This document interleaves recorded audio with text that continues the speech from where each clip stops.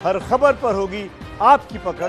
Download कीजिए ABP live app. 6:12 हो रहे हैं। आपके मन में कई सारे सवाल हुए होंगे हमारी अभी की रिपोर्ट को देखकर कि एलएसी पर किस तरीके की तैयारी है, भारतीय सेना को कितनी छूट मिली है, कितनी नहीं, क्या कुछ तैयारियां हैं, चीन को सबक आखिरकार हम सिखाएंगे कैसे। इसके लिए खास तौर पर ग्राउंड जीरो से जगविंदर पटियाल ने आपके लिए तैयार की है एक रिपोर्ट, देखिए।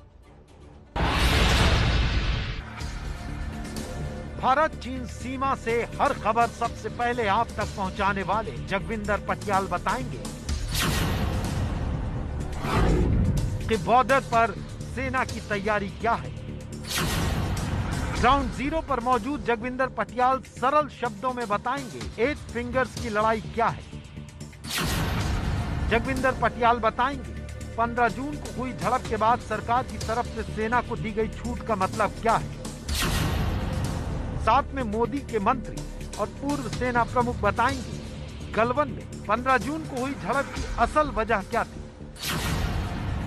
जनरल वीके सिंह दिखाएंगे कैसे और कहां पर कितने जवानों के साथ दोनों सेनाओं की झड़प हुई। लेह लद्दाख में ग्राउंड जीरो पर मौजूद जगविंदर पटियाल से सबसे पहले समझिए एलएसी पर 8 फिंगर्स की लड़ाई। तो इस लेक के किनारे 8 फिंगर हैं, यानी अगर यहाँ पर लेक है तो इस तरह से 8 पहाड़ियां हैं जिनको कि 8 फिंगर कहा जाता है।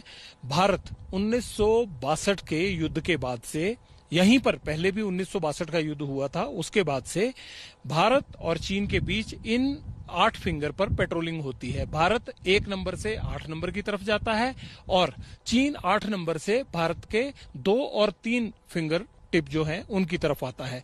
लेकिन 1962 से लेकर अब तक किसी ने भी वहां पर अपना ना बेस कैंप बनाया है और ना ही अपने अस्थायी तौर पर कैंप स्थापित किए हैं। केवल दोनों तरफ से सैनिकों का पेट्रोल आता और जाता है, यानी गश्त लगाते हैं। गलवान घाटी में 15 जून को हुई झड़प के बाद सेना को सरकार ने खुली छूट दे दी है। लेकिन क्या है ये छूट? बॉर्डर पर दी गई इस छूट का मतलब क्या है, समझिए ग्राउंड जीरो से आप तक बॉर्डर की हर खबर पहुंचाने वाले जगविंदर पटियाल से। अब भारत की तरफ से करारा जवाब देने के लिए कई अहम फैसले लिए गए हैं, जिसमें सबसे बड़ा फैसला ये है कि 1996 में दोनों मुल्कों के बीच जो 2 किलोमीटर की सीमा के इलाके में हथियार इस्तेमाल ना करने के लिए जो संधि हुई थी, उस संधि के अब कोई मायने नहीं रह जाते। इसलिए भारत सरकार की ओर से सेना को ये खुली छूट दे दी गई है कि अगर सेना को लगता है कि चीन सीमा पर कोई भी इस तरह के हालात खड़े हो रहे हैं कि गोली चलाने की जरूरत है, तो वो हथियार का इस्तेमाल कर सकते हैं।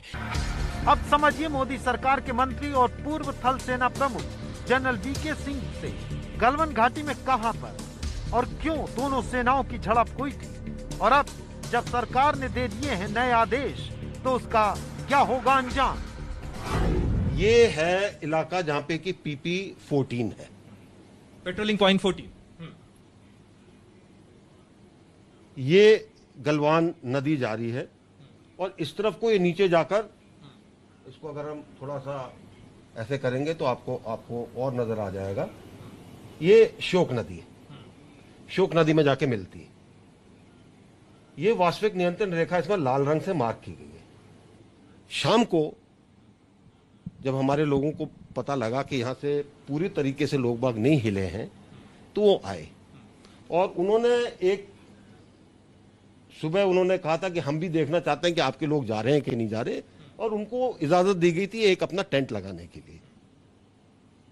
वो टेंट हटा नहीं, हमारे लोगों ने कहा हटाइए, और उस मेले के अंदर उन लोगों को लगा कि हम उनका टेंट उखाड़ कर फेंक रहे हैं।